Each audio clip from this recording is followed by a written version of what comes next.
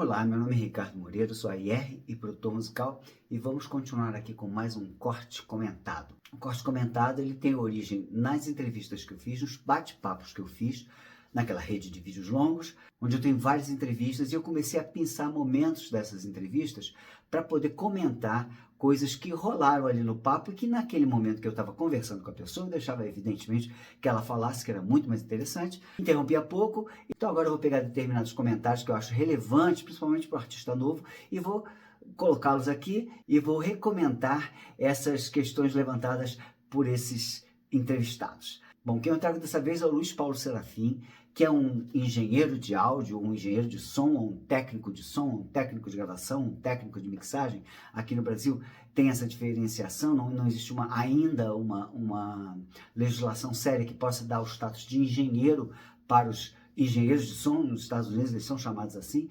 Então, os engenheiros de áudio, de som aqui, às vezes são chamados de técnicos, mas não importa, porque no Brasil a gente tem aquela coisa, né, que nivela se o cara é técnico ou se o cara tem uma licenciatura de alguma coisa e tal, que é uma grande bobagem, mas na verdade são engenheiros no sentido de que eles elaboram o que você vai escutar, a maneira com que vai se captar esse áudio e a maneira como esse áudio vai ser pós-produzido e a maneira como esse áudio vai ser finalizado e colocado no ouvido da gente em álbuns, em singles, em EPs. Então, o Luiz Paulo é um técnico paulista que se estabeleceu com muita força pela competência e fora do eixo, assim, digamos assim, cultural, principalmente dos anos 70, dos anos 80, que era concentrado muito no Rio de Janeiro por causa da presença da TV Globo lá e também por causa da presença das gravadoras. O comando das gravadoras ficavam realmente no Rio de Janeiro. Então, os artistas também, quando estouravam, os artistas do Nordeste, os artistas do Sul do país, os artistas que não eram do Rio e São Paulo, geralmente acabavam por se mudar para o Rio de Janeiro e por isso, e a TV Globo também lotada ali, que era líder de audiência na época, ela também lotada ali, atraía um conglomerado artístico que fazia com que os estúdios ficassem também mais lotados no Rio de Janeiro que em São Paulo, embora houvessem estúdios importantes em São Paulo, como o Mosh, do Oswaldo, do grande Oswaldo, e outros estúdios importantes também, muitos deles ligados à publicidade. Mas, de qualquer forma, o Luiz Paulo nasceu ali, cria do estúdio Mosh, e com o tempo, por causa do sertanejo, que acabou por invadir as gravadoras multinacionais, nós acabamos indo muito mais para São Paulo também, em função, principalmente no meu caso, de gerente artístico da Universal Music, principalmente por causa de Chitãozinho e Chororó, Sandy Júnior, os artistas sertanejos nossos, e a gente ia para lá e começou a conhecer e prestar atenção no trabalho de técnicos paulistanos, e chegamos à conclusão que o Luiz Paulo era um grande perfil e acabamos por usá-lo em muitas situações, até trazê-lo para o Rio eventualmente para fazer determinados trabalhos, e a gente gostava muito da relação com o Luiz Paulo, ele ficou amigo, viajamos juntos para masterizar coisas, enfim, temos uma história muito legal juntos. É importante que se abra um preâmbulo aqui para explicar um pouquinho a minha relação com a tecnologia de áudio. Eu sou um cara que sempre fui muito ligado à música, ao resultado final, ao repertório, ao arranjo, ao artista, o cantor, enfim, o lado artístico e musical me atraía muito, mas o lado técnico nunca me atraiu muito. Por exemplo, eu nunca deixei de gostar de uma música porque ela estava meio mal gravada, imagina, de forma nenhuma. O meu ouvido de garoto nem prestava atenção nisso, embora depois formado na escola da vida da produção fonográfica, eu começava a notar que realmente uma canção muito bem gravada, muito bem mixada, pós-produzida, enfim, ela tinha muito mais chances de ter sucesso, de se comunicar melhor. Isso sem dúvida alguma. Mas, claro, um grande sucesso, por ser um pouquinho mal gravado, não ia deixar de fazer sucesso. Mas nunca se sabe se um grande sucesso não seria muito maior se ele não tivesse sido muito melhor gravado, muito melhor captado para se comunicar de uma maneira melhor, atingir a emoção das pessoas de uma maneira mais clara. Então, dentro dessa minha, digamos assim, compatibilidade técnica, eu apanhei muito com o Max, porque o Max Pierre, meu diretor, era um cara ligado à tecnologia. Basicamente, o Max era baterista de um grupo de rock, muito ligado a Beatles, ao estouro dos Beatles. Eles começaram a prestar, a banda do Max, os Canimbais, começaram a prestar atenção muito no acabamento de áudio dos grupos anglo, principalmente os Beatles, e começaram a ficar mais curiosos com a questão da pós-produção de áudio, da gravação, da captação, da mixagem, mixagem, e começaram a se introduzir cada vez um pouquinho mais, botando a mão na massa em termos de gravação, e o Max acabou por se tornar um excelente técnico de gravação, um excelente engenheiro de som, e depois produtor. Enfim, a carreira dele veio do músico misturado com o engenheiro de áudio. Então o Max tinha uma exigência, uma demanda muito grande na questão do áudio, e ele ficava preocupado comigo porque eu não tinha essa demanda toda, embora tivesse interesse em aprender. Ele insistia muito que eu fosse o tempo todo ao estúdio, enfim, só se fosse entre as 4 e 6 da manhã, porque a gente trabalhava muito. Mas a gente ia em estúdio mesmo, eu fui muito menos a estúdio do que ele gostaria, do que até eu gostaria. Mas, de qualquer forma, eu não era muito ligado à questão da mesa de som, do som, mas eu sabia, aprendi com o Max a ouvir uma mixagem, a provar uma mixagem, ver se os planos estão legais, ver se a equalização está ok, ver se o som disso está bacana, ver se o artista emitiu de uma forma clara a letra da música, enfim. A gente vai aprendendo. Então, assim, eu era exigente igualzinho a ele na mixagem, mas não ficava nos detalhes. Eu, por exemplo, não sabia. Eu sabia dizer da minha sensação com relação a um acabamento de áudio de uma música, mas muitas vezes eu não sabia explicar para o técnico como é que ele poderia solucionar. O cara tinha que entender isso. E os meus amigos técnicos, o Flavinho Sena, o Luiz Paulo, o Marcelo Saboia e tantos outros caras legais com os quais eu aprendi, eles eram muito compreensivos, muito legais, muito bacanas, sabiam da minha limitação e a gente ia tocando a bola. Aliás, eles gostavam muito que a gente participasse, porque por causa da escola do Max, a gente era muito mais participativo nessa questão do acabamento de áudio que os outros colegas nossos das outras diretorias de AIR, das outras companhias. Então, eles gostavam até da nossa participação. O Max, como a gente fala com gíria de estúdio, cabelava a beça, procurava mesmo cabelo em ovo para achar, e o Max era bem exigente, aprendi essa exigência com ele, mas nunca fui muito afeito ao estúdio de uma maneira geral, mas sim ao acabamento. Isso eu aprendi a respeitar, e por isso a gente tinha uma relação muito boa, na verdade, com todos os técnicos. Os técnicos de som, os engenheiros de áudio, eles vinham com a maior felicidade.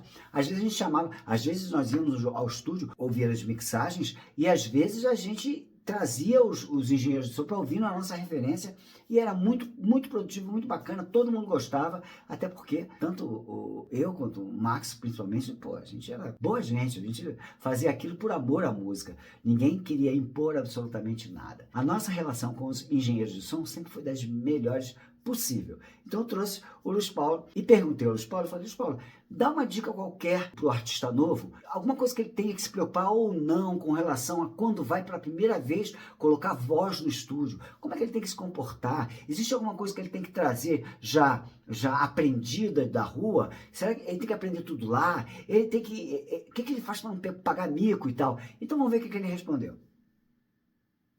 Eu vou dar uma resposta para vocês, cara, bem assim, curta, mas a gente pode explanar outras coisas. Eu fui gravar Maria Rita, no antigo Gravodisc, voz.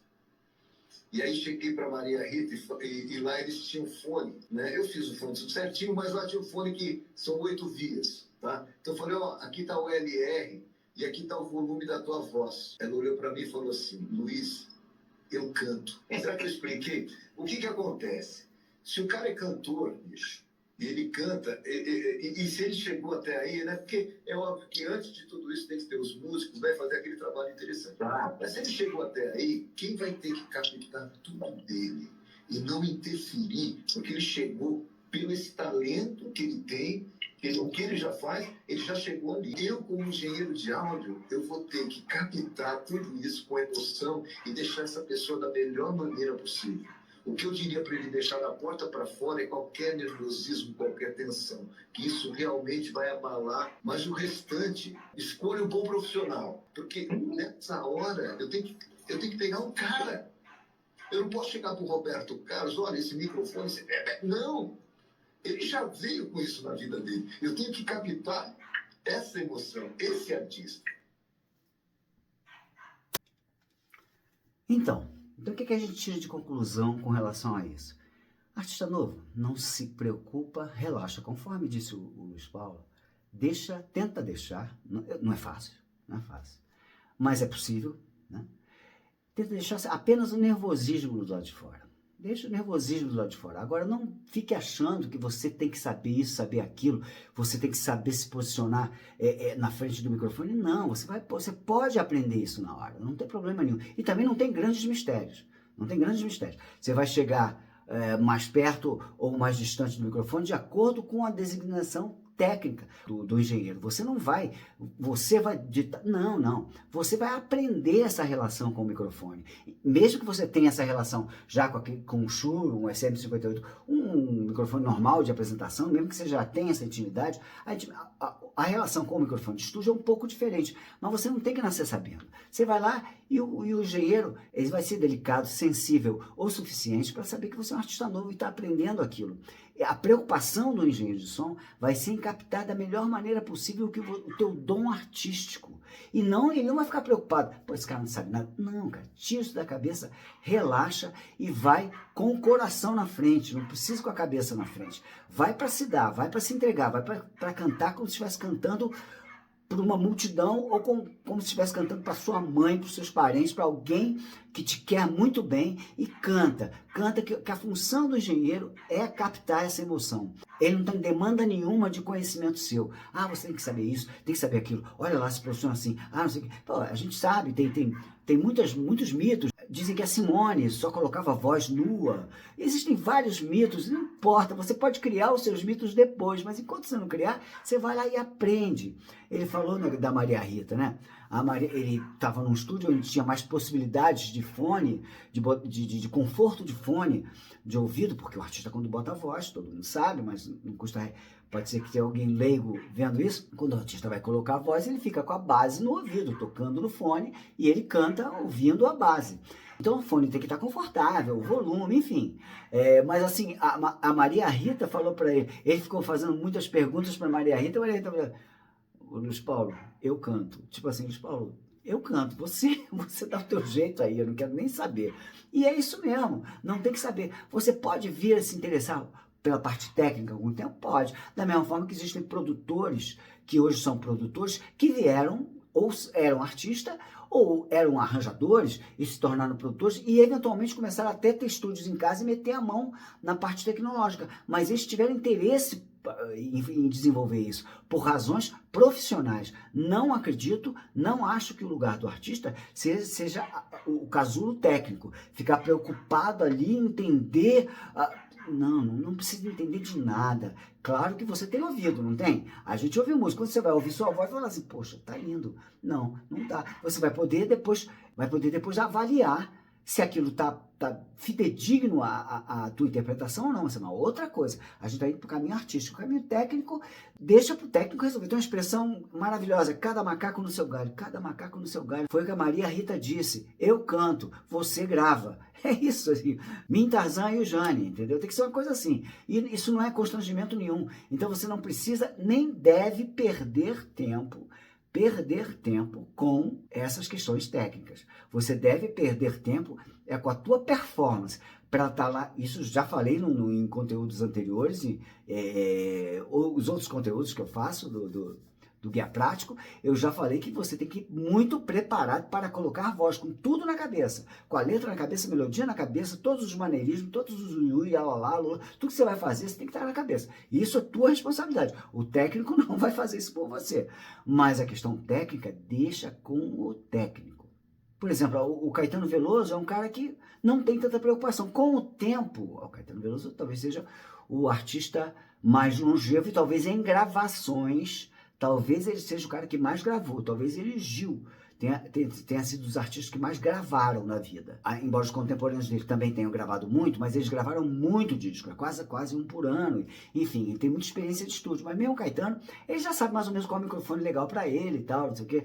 Mas assim, a única demanda que eu lembro que tinha do Caetano era o microfone para o violão. Ele gostava de um determinado microfone específico para o violão, mas ele não se preocupava. O Caetano trabalhou com os melhores técnicos brasileiros, bobear com alguns dos grandes mitos internacionais da captação de áudio. E o Caetano nunca se preocupou com isso, gente. Não precisa se preocupar com isso. A responsa é mesmo do técnico. E você pode incorrer no erro, por exemplo, como por exemplo incorreu o João Gilberto. O João Gilberto, não que ele ficasse preocupado com a parte tecnológica. Como o João Gilberto, ele vem de uma revolução que ele mesmo fez, uma revolução silenciosa da Bossa Nova, do minimalismo da Bossa Nova.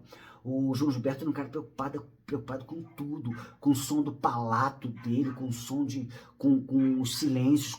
Ele era muito preocupado com o som. Não exatamente com a gravação, mas a gravação é um instrumento da captação do som. Então ele era muito preocupado. Teve um disco que a gente gravou, do João Gilberto, que o Caetano produziu, e que o João Gilberto ele pegava os DATs. DATs era uma fitinha digital, parecida com um cassete menorzinha, para onde a gente fazia as cópias de monitor, fazia as pré-mixagens, gravava, para depois ouvir na gravadora, ouvir em outro lugar, né? Você gravava em DATs. E ele, preocupado, ele levava os DATs embora, com medo de quando ele saísse, o engenheiro mudar alguma coisa e botar no DAT. Quer dizer, não, era uma paranoia gigantesca. Então, assim, não se é para se tornar paranoico, se torne paranoico com a tua performance, com o jeito que você canta, com a maneira que você vai desenvolver a tua maneira de cantar, a tua arte. Agora, não, com a parte técnica não, gente, cada macaco no seu galho. Ouçam, depois vocês vejam a entrevista inteira do Luiz Paulo, que é muito bacana, muito legal. A gente vê a escalada dele profissional, desde muito menino pobre até, se não me engano, ganhou 6 Grammys. É um cara muito bacana e tem muita coisa boa para dizer para você, artista novo. E ele continua militando aí, gente. Agora não mais ligado a sempre fazendo trabalhos para grandes companhias, mas se você é um artista novo, quiser um bom técnico, um técnico excelente, excepcional, que vai te dar o som, ou melhor, vai botar o som que você merece na tua gravação, o Luiz Paulo é um cara excepcional. Espero que eu tenha sido útil para você.